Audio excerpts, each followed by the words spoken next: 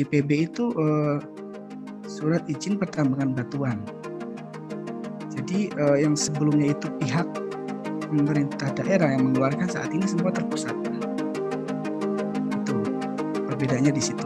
Lalu setelah kita mendapatkan MIU, terus lalu kita mendapatkan izin usaha pokok dengan permohonan kita ke Dirjen Mineral Pak, tujukan kita Menteri, lalu penggunaan izin. Jadi izin itu tujuannya salah satunya adalah untuk mengarahkan dan mengendalikan aktivitas tertentu.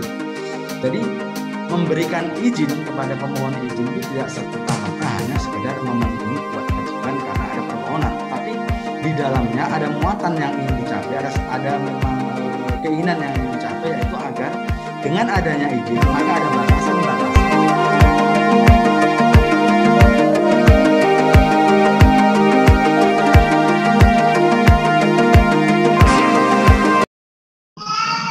Terima kasih untuk Pak Chandra atas materinya.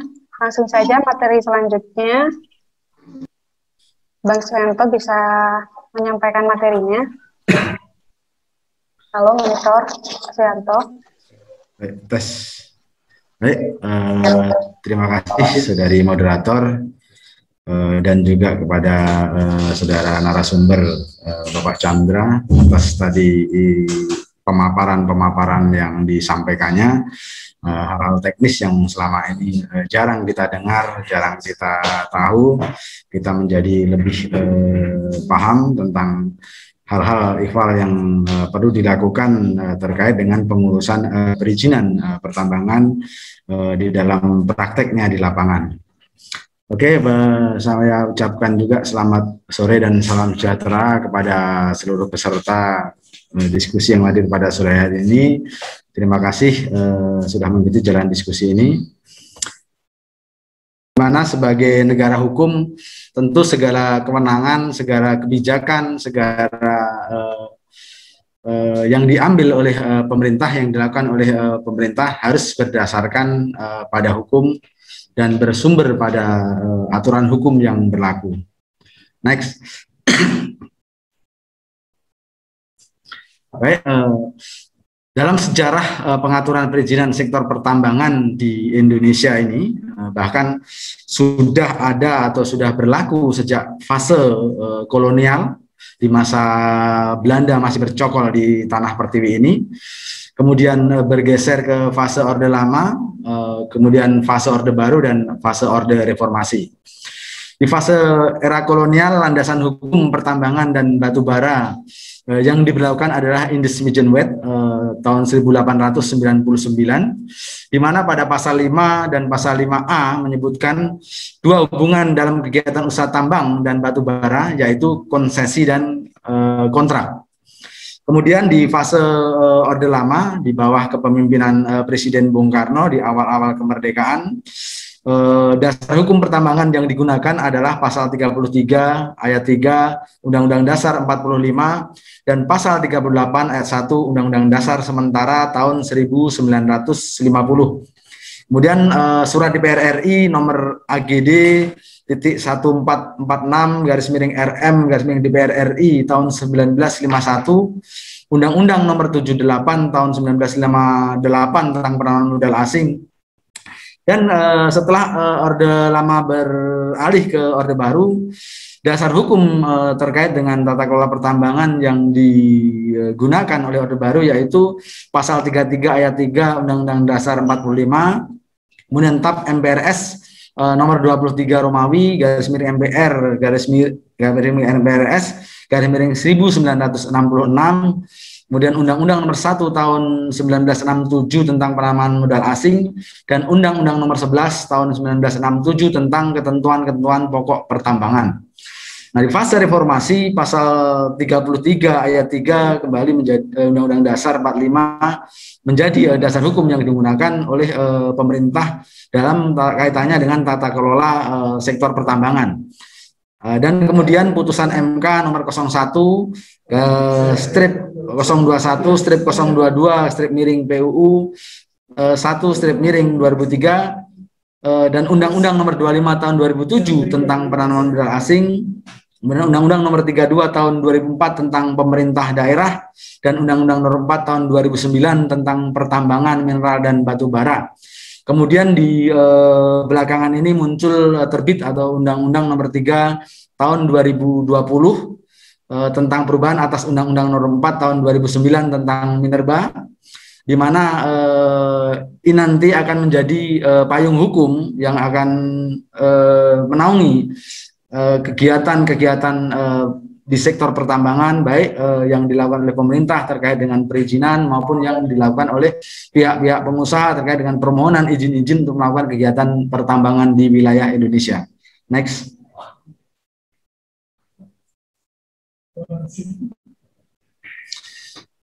Baik, terkait dengan tata kelola sumber daya alam di Indonesia, menurut Undang-Undang Dasar 45 diatur di dalam aturan dasar atau Grundnorm atau norma dasar yang berlaku sebagai konstitusi, sebagai dasar hukum tertinggi di Indonesia, yaitu pasal 33 ayat 2 Undang-Undang Dasar 45, di mana disebutkan di situ bahwa cabang-cabang produksi yang penting bagi negara dan yang menguasai hajat hidup orang banyak dikuasai oleh negara. Dan pasal 33 ayat 3, bumi dan air dan kekayaan alam yang terkandung di dalamnya dikuasai oleh negara dan dipergunakan untuk sebesar-besarnya kemakmuran rakyat. Jadi ketentuan ini menjadi dasar bagi negara dalam mengeluarkan kebijakan, menerbitkan aturan-aturan kaitannya dengan pelaksanaan pemberian izin kepada pengusaha-pengusaha di daerah di wilayah Indonesia. Next.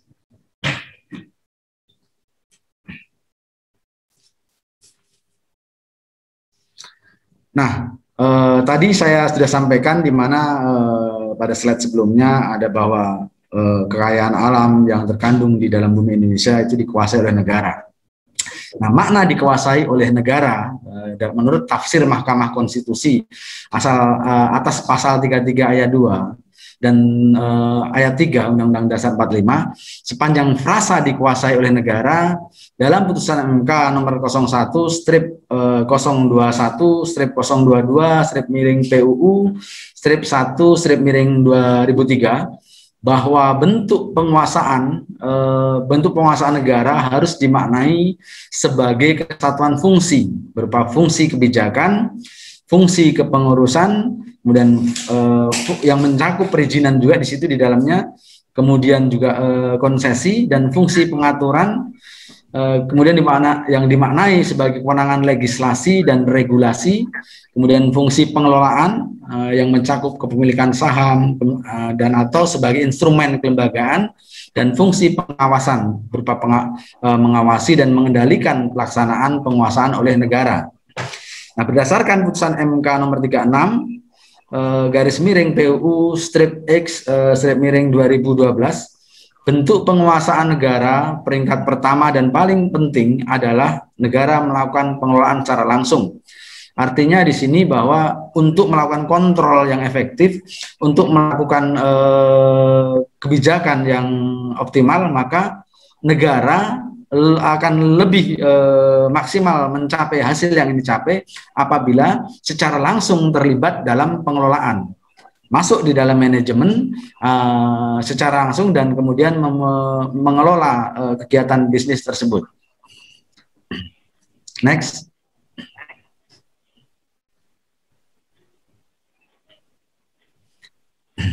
Nah, sekarang saya masuk terkait dengan izin menurut perspektif hukum administrasi negara. Menurut hukum administrasi negara atau HAN, izin merupakan perbuatan hukum administrasi negara bersegi satu berdasarkan peraturan perundang-undangan untuk diterapkan pada peristiwa konkret menurut prosedur dan persyaratan tertentu. Nah, peran izin dalam hal ini merupakan bagian dari pengendalian negara untuk mencapai apa yang menjadi tujuan negara. Jadi ketika negara memberikan izin atas suatu permohonan izin untuk pengelolaan wilayah pertambangan atau izin usaha pertambangan, maka pada saat itu adalah negara sedang melakukan pengendalian. Artinya izin tersebut diberikan dengan tujuan-tujuan tertentu, yang mana tujuan itu diarahkan untuk mencapai apa yang menjadi mandat konstitusi, yaitu bahwa negara sebagai pemegang kuasa di sini harus berorientasi kepada memakmurkan seluruh rakyat Indonesia. Jadi izin-izin tersebut menjadi batasan-batasan oleh negara dalam rangka negara mempercepat proses tujuan utama, yaitu kesejahteraan seluruh rakyat Indonesia. Next.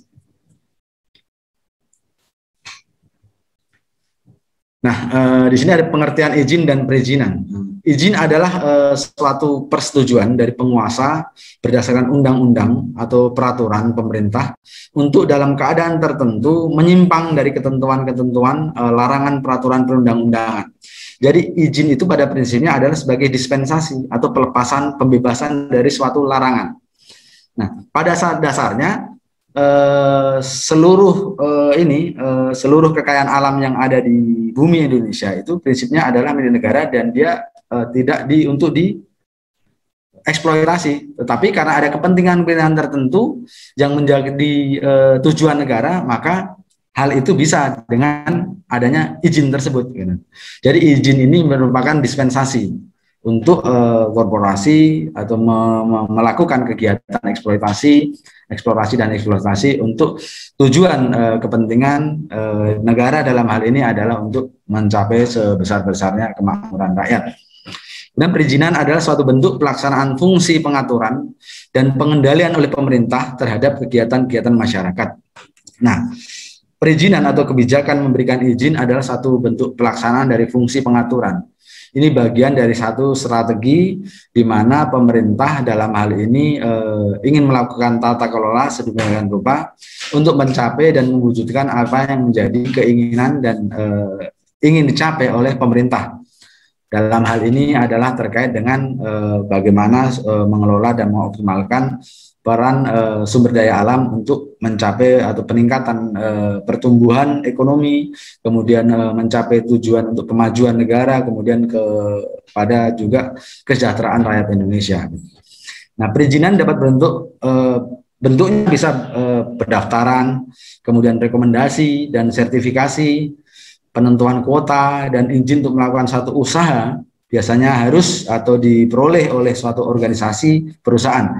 Tadi sudah disampaikan oleh pemateri sebelumnya bahwa terkait dengan mekanisme pengurusan izin, kemudian ada syarat-syarat yang diperlukan, ada dokumen-dokumen yang perlu dipenuhi.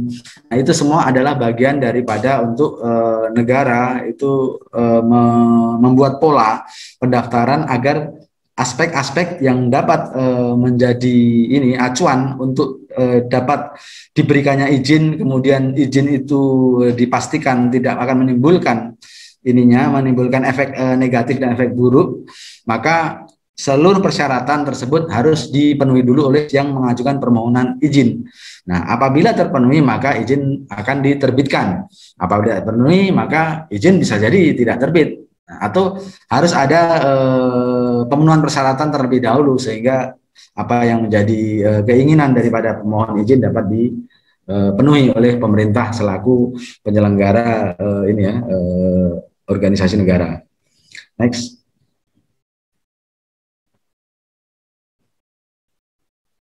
Nah, di sini ada unsur-unsur perizinan. Salah satu unsurnya adalah instrumen yuridis. Jadi izin ini merupakan instrumen yuridis dalam bentuk ketetapan yang bersifat konstitutif dan yang digunakan oleh pemerintah untuk menghadapi atau menetapkan peristiwa konkret.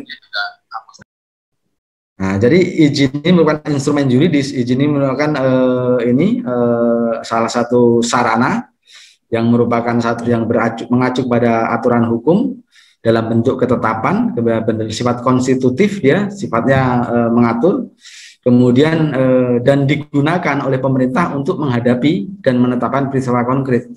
Itu ditujukan untuk memberikan pelayanan kepada masyarakat atau subjek hukum yang memang dia mengajukan cara khusus kepada perizinan itu kepada pemerintah untuk satu peristiwa tertentu, yaitu adalah keinginan kebutuhan terhadap izin tersebut. Kemudian unsur keduanya adalah peraturan perundang-undangan. bahwa pembuatan dan penerbitan izin merupakan tindakan hukum. Sebagai tindakan hukum maka ia harus ada wewenang yang diberikan oleh peraturan perundang-undangan. Sebagaimana disebutkan bahwasanya sumber hukum tertinggi yaitu Undang-Undang Dasar memberikan kepada negara untuk melaksanakan atau memegang amanah menyelenggarakan tata kelola pertambangan. Kemudian negara dalam hal ini pemerintah mendelegasikan kepada instansi yaitu Kementerian SDM.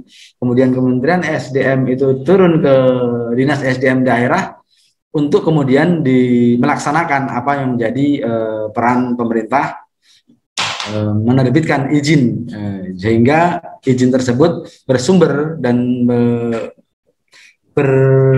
itu kan kepada undang-undang, berpedoman kepada undang-undang. Jadi itulah mengapa izin itu memenuhi asas legal gitu.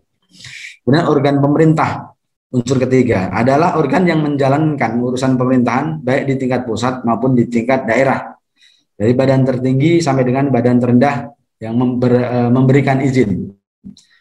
Nah, kalau dari badan tertinggi tentunya otoritas menjadi pemerintah pusat, kemudian didelegasikan kepada pemerintah yang di bawahnya, tadi kementerian, kemudian kepada provinsi, kepada dinas yang ada di provinsi di daerah. Nah, itu bagian dari tata urutan di mana delegasi kewenangan tersebut terdistribusi ke bawah sehingga proses perizinan itu menjadi lebih efektif dan mudah. Dan unsurnya ada peristiwa konkret. Peristiwa konkret artinya peristiwa yang terjadi pada waktu tertentu, orang tertentu, tempat tertentu, dan fakta hukum tertentu. Nah, di sini ada bahwa peristiwa yang terjadi pada waktu tertentu jelas pada saat izin itu dimohonkan. Kan?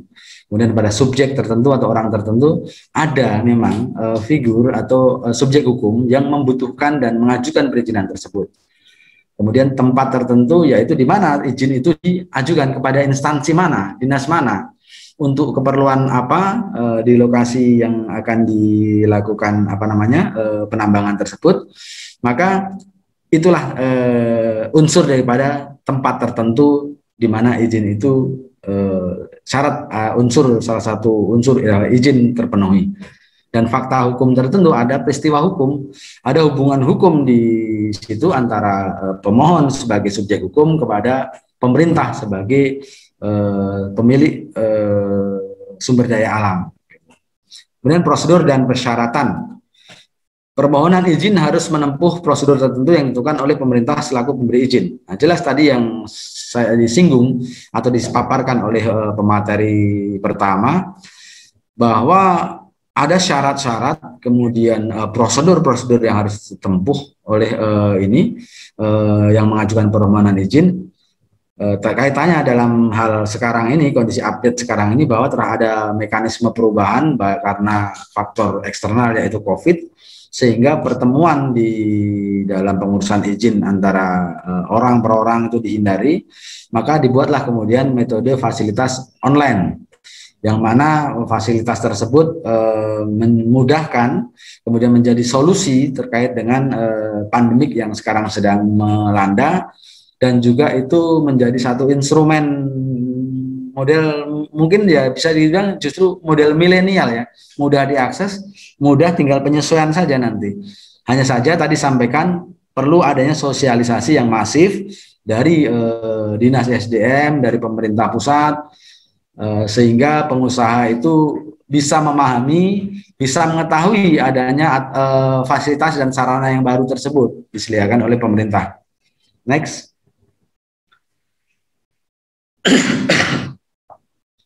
Baik, untuk kegunaan izin. Jadi izin itu kegunaannya salah satunya adalah untuk mengarahkan atau mengendalikan aktivitas tertentu. Jadi memberikan izin kepada pemohon izin itu tidak serta-merta hanya sekedar memenuhi kewajiban karena ada permohonan, tetapi di dalamnya ada muatan yang ingin dicapai, ada memang keinginan yang ingin dicapai, yaitu agar dengan adanya izin maka ada batasan-batasan yang tidak dilampaui oleh si penerima izin atau si pemegang izin. Katakanlah misalnya ada yang mengajukan izin untuk penambangan di satu wilayah pertambangan. Kemudian diterbitkanlah izin. Tentu ada batasnya wilayahnya. Kemudian apa saja yang boleh diambil terkait misalnya untuk mineral, misalnya sesuai dengan IUP-nya bahwa yang ingin diambil adalah nikel, berarti materi-materi ikutan lain yang tidak yang bukan nikel maka tidak boleh diambil. Apabila diambil maka harus mengajukan permohonan izin baru untuk material ikutan tersebut. Nah, disitulah batasan-batasan agar negara tidak dirugikan dalam hal ini. Kemudian sebagai sarana perekayasa, kegiatan yang berhubungan dengan perancangan atau pembuatan izin. Nah, perekayasa ini lebih kepada sebenarnya untuk metode atau model untuk memudahkan hubungan antara keduanya.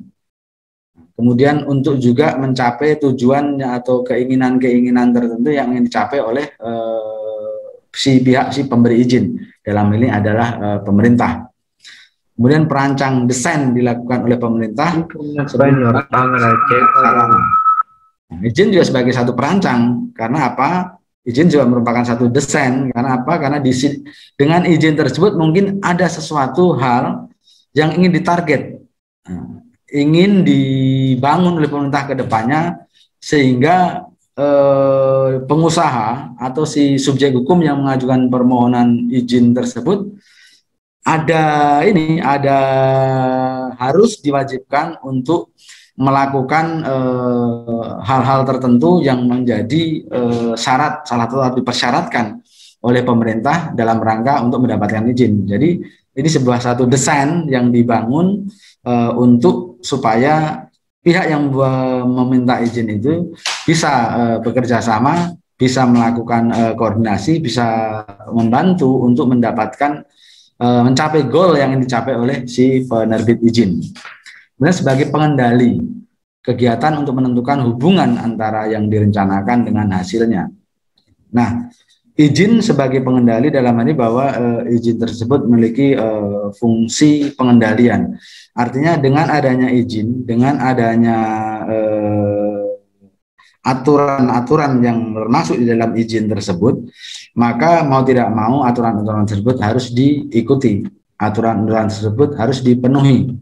Dengan memenuhi aturan-aturan lain, kemudian dengan memenuhi persyaratan-persyaratan tersebut, maka pemerintah bisa mengendalikan subjek hukum yang memegang izin tersebut. Kapan misalnya terkait dengan batas waktu berakhirnya izin, apa saja syarat yang harus dipenuhi terkait dengan izin yang diberikan, misal harus membayar pajak, kemudian membayar pemasukan negara bukan pajak, kemudian misalnya harus melakukan recovery dan sebagainya. Nah, itu bagian dari salah satu pengendalian, fungsi pengendalian. Kemudian penertib masyarakat, bahwa izin dimaksudkan juga untuk sebagai suatu penertiban masyarakat. Nah, kita bisa bayangkan tanpa adanya satu perizinan, masyarakat misalnya ketika melihat di situ ada potensi tambang, kemudian semua akan berlomba untuk mengambilnya, ingin menikmatinya.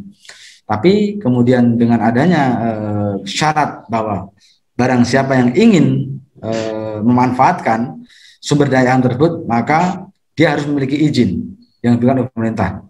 Nah, dengan begitu maka akan terbitlah yang namanya tertib hukum, tertib aturan. Masyarakat akan dikendalikan oleh batasan-batasan harus memiliki izin tersebut. Tanpa izin maka berarti ilegal. Kalau ilegal berarti bermasalah dengan hukum publik. Artinya ada konsekuensi secara hukum yang akan diterima jika izin tidak dimiliki kemudian melakukan kegiatan secara ilegal. Nah, dengan begini izin sebagai penertib masyarakat. Next.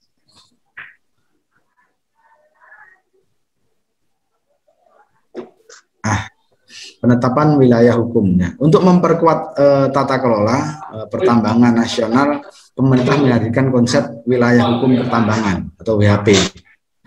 Kemudian konsep WHP meliputi ruang darat, ruang laut, kemudian ruang dalam bumi, tanah di bawah perairan, dan landas kontinen.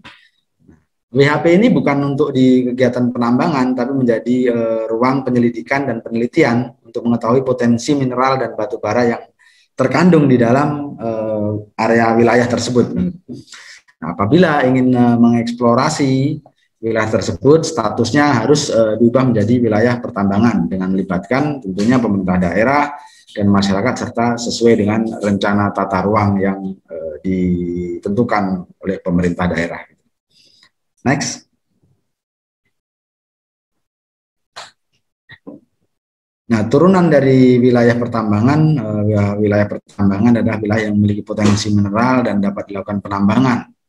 Di situ berarti dengan itu bisa turunkan menjadi wilayah usaha pertambangan (WUP) dan bagian dari yang merupakan bagian dari wilayah pertambangan yang telah memiliki ketersediaan data, potensi dan atau informasi geologi. Kemudian wilayah izin usaha pertambangan adalah wilayah yang diberikan kepada pemegang izin usaha pertambangan. Artinya orang atau perusahaan yang mengajukan izin usaha pertambangan itu dia ada berhak untuk melakukan pengelolaan penambangan di wilayah izin usaha pertambangan.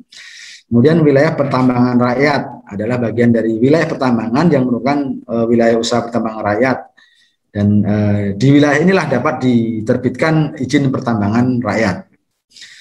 Kemudian wilayah usaha pertambangan khusus atau WUPK adalah wilayah yang telah memiliki ketersediaan data, potensi dan atau informasi geologi. Kemudian WUPK adalah wilayah yang diberikan kepada pemegang izin usaha pertambangan khusus. Kemudian percadangan negara atau WPN, wilayah pencadangan negara adalah bagian dari WUPN dan dapat diberikan izin usaha pertambangan khusus wilayah percadangan negara. Next. Nah, setelah terbit Undang-Undang nomor 3 tahun 2020 ini, seperti tadi disampaikan juga sama pemateri sebelumnya bahwa terjadi dinamika, ada masa transisi yang agak sedikit mengganggu proses kegiatan perizinan, proses kegiatan mengajukan permohonan terkait dengan urusan yang berhubungan dengan izin melakukan kegiatan penambangan. Jadi dengan berlakunya Undang Nomor 3 tahun 2020 pelaksanaan kewenangan pengelolaan pertambangan minerba oleh pemerintah daerah provinsi yang telah dilaksanakan berdasarkan Undang-Undang Nomor 4 tahun 2009 dan undang-undang lain yang mengatur tentang kewenangan pemerintah daerah di bidang pertambangan mineral dan batu bara tetap berlaku untuk jangka waktu paling lama 6 bulan. Terhitung sejak tanggal 10 Juni 2020 atau sampai dengan diterbitkannya peraturan pelaksana dari Undang-Undang Nomor 3 tahun 2020. Sementara sampai sekarang ini sudah sejauh ini peraturan juga belum terbit, artinya ya semuanya masih harus serba menunggu. Next.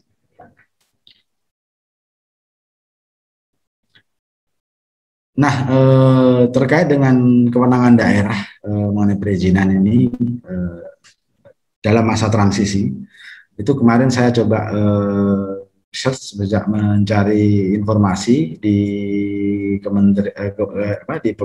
pemerintah daerah Jawa Tengah, bahwasanya diterbitkanlah surat Jenderal Mineral dan Batu Bara, Direktur Jenderal Mineral dan Batu Bara nomor 742/30.01/DJB /2020 tanggal 18 Juni 2020 dalam hal penundaan penerbitan perizinan baru di bidang pertambangan minerba. Dalam hari ini Gubernur tidak dapat menerbitkan perizinan baru di bidang pertambangan mineral dan batu bara dalam jangka waktu 6 bulan sejak diundangkannya Undang-Undang Nomor 3 tahun 2020 atau sampai dengan terbitnya peraturan pelaksana Undang-Undang Nomor 3 tahun 2020 tersebut. Next.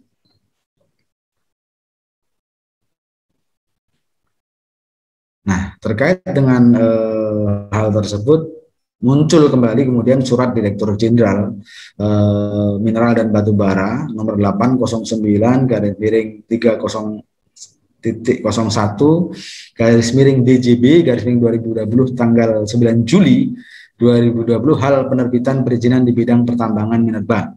Nah, dalam terkait dengan terbitnya peraturan tersebut bahwa Gubernur sesuai dengan kewenangannya tetap dapat memproses penerbitan perizinan di bidang pertambangan mineral dan batu bara. Selain perizinan baru dengan jangka waktu 6 bulan sejak diundangkannya Undang-Undang Nomor 3 Tahun 2030 atau sampai dengan terbitnya Peraturan Pelaksana Undang-Undang Nomor 3 Tahun 2020.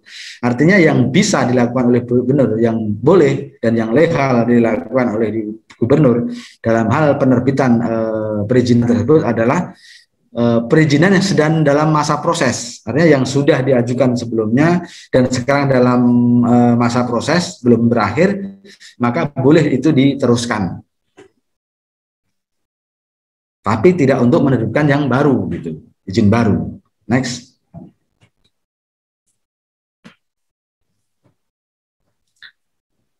Nah, kemudian terkait dengan hal yang juga terupdate baru bahwa ada dasar kewenangan BKM dengan perizinan mulai tanggal 11 Desember 2020 layanan perizinan di bidang pertambangan minerba telah kembali dibuka. Pelayanan di bidang pertambangan minerba di tingkat provinsi yang dilaksanakan melalui DPMPTSP ini untuk di Jawa Tengah ya telah beralih ke Badan Koordinasi Penanaman Modal.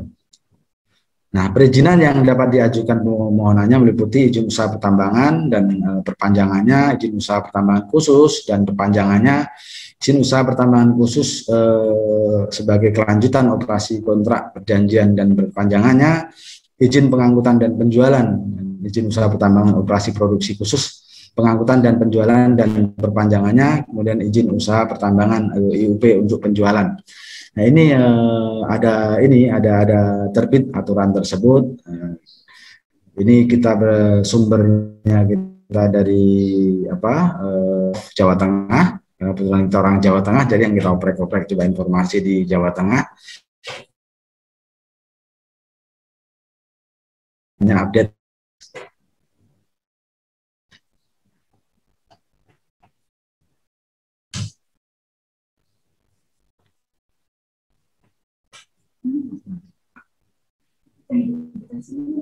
Next. Oke. Itu yang dapat kami sampaikan, kami paparkan dalam kesempatan diskusi pada sore hari ini. Mudah-mudahan dapat membantu semua pihak, membantu kita semua untuk bisa sharing dengan apa yang bisa kita dari hal-hal terkait dengan perizinan, atau bahkan mungkin ada yang punya pengalaman dari para peserta sudah punya pengalaman mengurus perizinan.